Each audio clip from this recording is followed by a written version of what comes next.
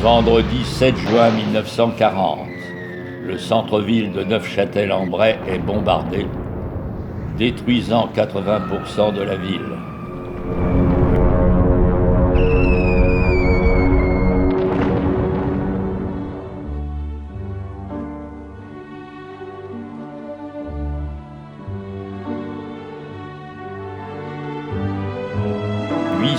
Des 1200 maisons qui la composent sont anéanties, ce qui fait ainsi de Neufchâtel l'une des 3 villes brayonnes les plus durement éprouvées au cours de la dernière guerre.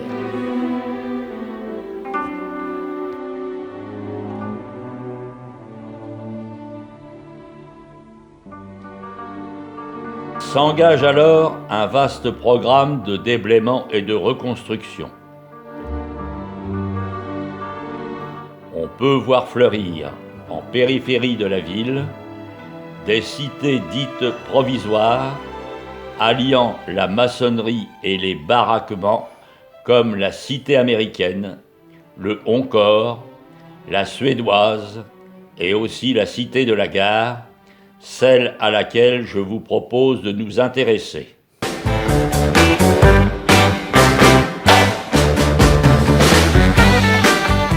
À leur construction, les bâtiments sont plutôt destinés aux commerçants et à certains services administratifs comme le bureau des contributions indirectes, soit les impôts. Alors vous avez connu la cité de la gare. Ben oui, j'étais apprenti. Cité commerciale. Alors. En avril 47. Oui, parce que ça avant la guerre, c'était une pâture. Là. Ah, c'est ça. Tout près de la gare. Ils ont fait une cité. Le bas, c'était de l'agglo, puis au-dessus, c'était du bois. Puis on se voyait parce que tout le monde était à pied. Ah oui. Qu'après, en voiture, maintenant, les gens en voiture, on ne les voit plus. Voilà. Et les gens logeaient là. Parce que Ah. maintenant, beaucoup de commerçants ne logent plus au commerce. Dans ce temps-là, il n'y avait pas de charge comme maintenant. Non. C'était plus. Voilà. Alors, la femme tenait ça, puis le mari, il faisait ailleurs. Ah, voilà. Je crois que le père Maucombe, il devait être menuisier. L'hôtel de la gare, c'était le Trésor. Ah oui. Le café qui était sous les arcades. Et puis, là, il était juste le premier, là, les Fréco. Voilà. Très bien. Même une fille qui travaillait là-dedans. Ah oui. Voilà. Elle est pas froide, oui. Et sur la place de la gare, il y avait des animations, quelquefois. Il y avait juste la foire de printemps. Ah, en avril alors. Oui, la foire de printemps, il y avait les manèges et le marché était dans la rue. Une fois par an. Sur la cité de la gare. Sur la place de la gare alors. Oui, voilà. je me rappelle, le premier manège c'était un pouce-pouce et puis l'autre voilà, 2 manèges. Au fil des années, les commerçants retrouvent des locaux plus accueillants et laissent la place à des familles parfois nombreuses et souvent aux revenus modestes.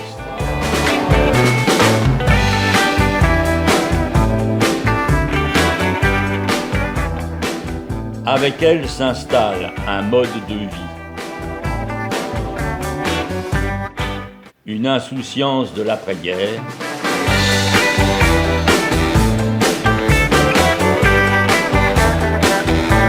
Cette solidarité dans les moments difficiles,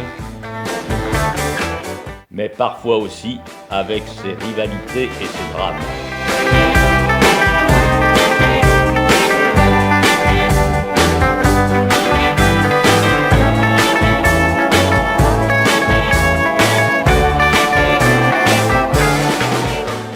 Et c'était des points, comme des timbres.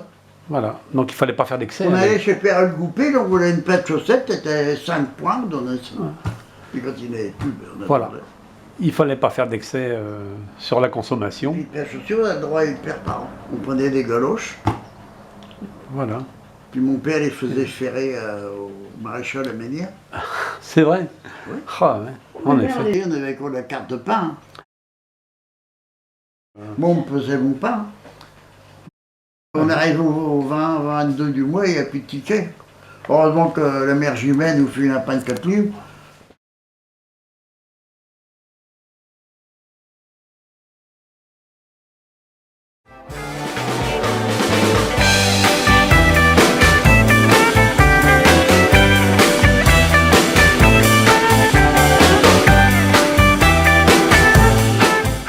Cette myriade d'enfants garnit abondamment les bancs des différentes écoles, et il n'est pas rare de retrouver dans la même classe 3 ou 4 gamins de la gare.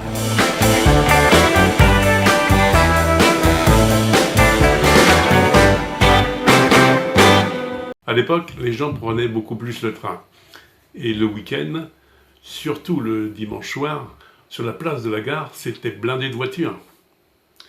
Certains regardaient passer les trains, nous regardaient passer les gens qui prenaient le train. Madame Louis, Mère Louis, tu te rappelles de... Hein? Oui, quand même, forcément, parce que c'est elle qui dépannaient tous les gens à peu près. Donc, oui, il n'y a pas grand-chose à y dire, quoi. Ah oui. En même temps, elle gérait un peu les courses du mois. Ah ben oui, les fins de mois étaient difficiles à l'époque, forcément. Le café-épicerie était le lieu incontournable du quartier. Qu'on l'appelle chez Irène ou bien chez la mère Louis. Tous ont eu à pousser la porte, soit de l'épicerie étant gamin, ou plus tard celle du bistrot, car c'était le lieu de rendez-vous des plus grands. Comme c'était aussi le seul téléphone du secteur. C'était notre cabine téléphonique et Madame Louis, qui assurait la liaison, devait souvent annoncer les bonnes et les mauvaises nouvelles. On peut dire que c'était l'âme de notre quartier. Cette jeunesse insouciante ignorait qu'elle allait vivre une période exceptionnelle de bouleversements économiques, industriels et technologiques.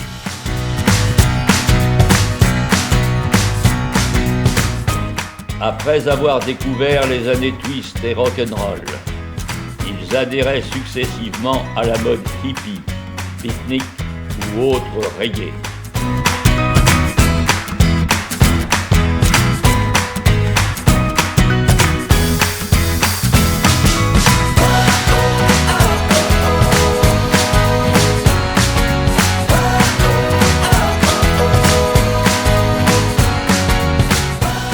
Leurs premières vacances sont souvent régionales, comme ici à Quiberville, avec pour hébergement une cabane de fortune ou le camion à bestiaux d'un cirque.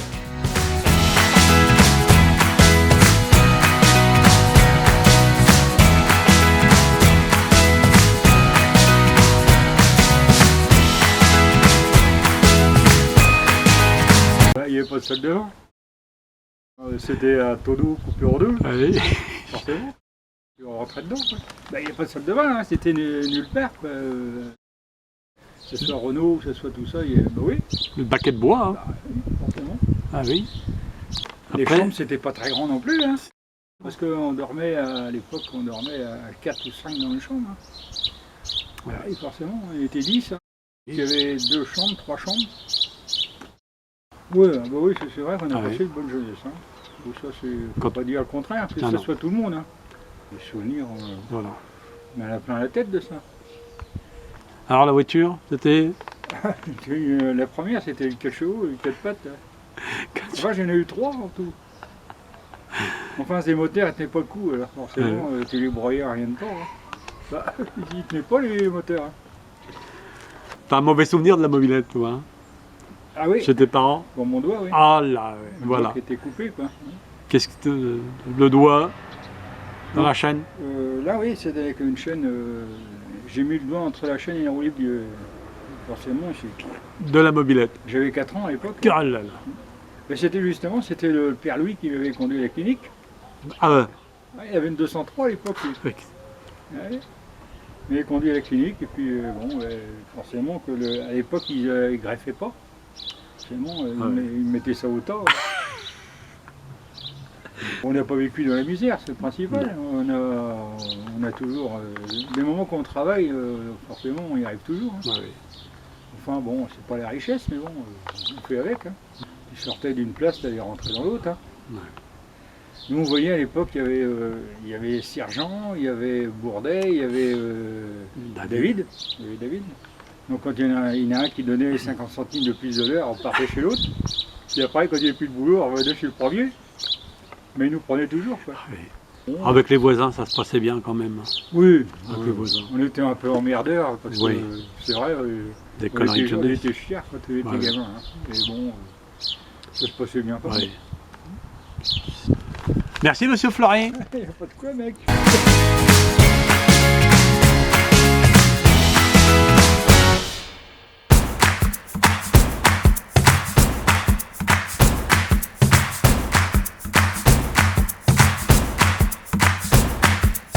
Il s'ouvrait à la musique anglo-saxonne, au cinéma américain et au western spaghetti.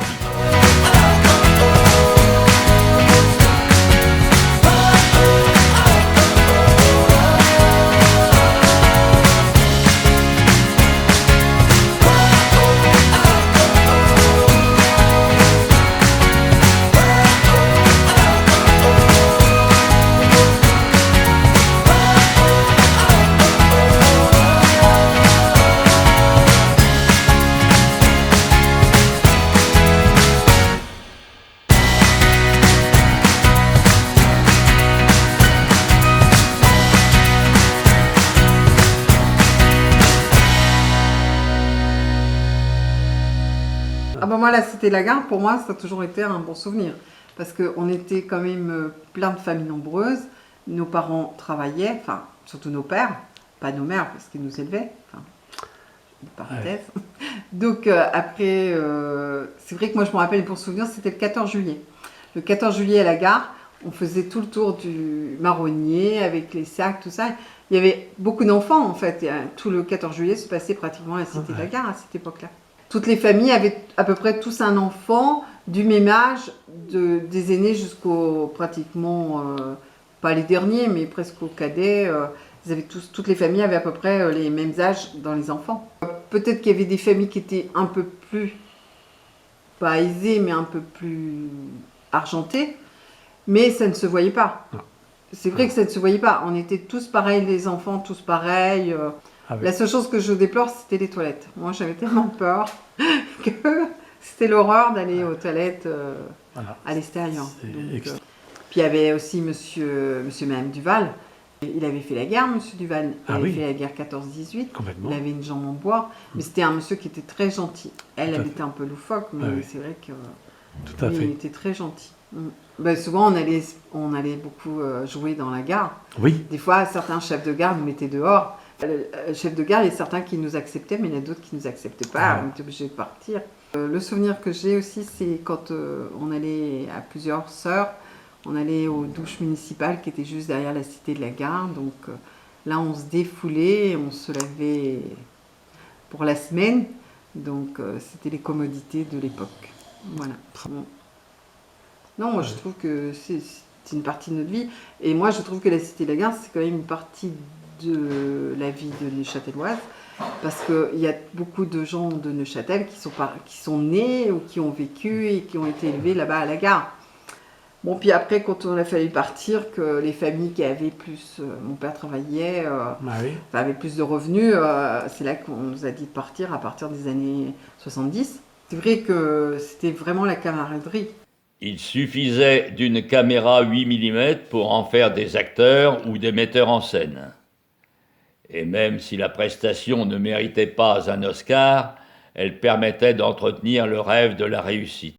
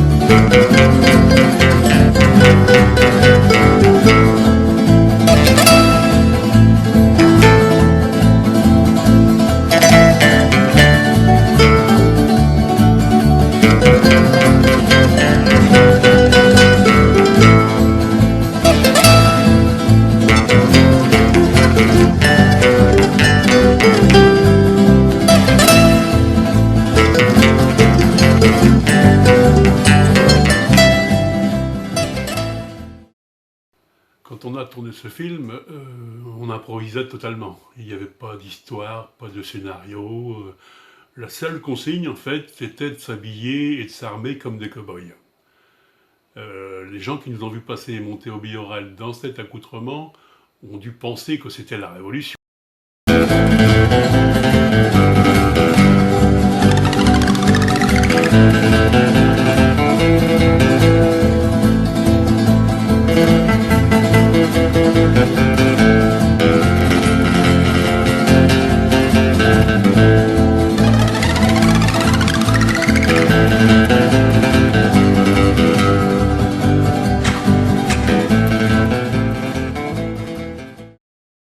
Et puis les trains se sont faits de plus en plus rares. La dernière loco à vapeur est passée le 14 septembre 1986 jusqu'à la fermeture complète de la ligne Paris-Dieppe.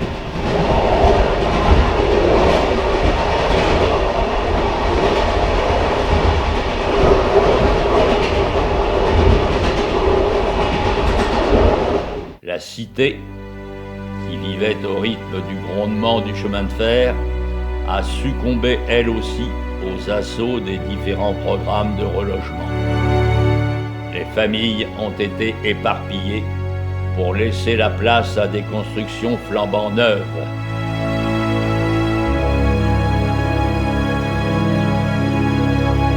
Mais quand, au hasard d'une promenade, on parcourt la place de la gare, on ne peut s'empêcher de remarquer des détails, des parfums, qui nous rappellent que sous le bitume et le béton se cachent des vestiges de notre histoire. Une histoire d'après-guerre.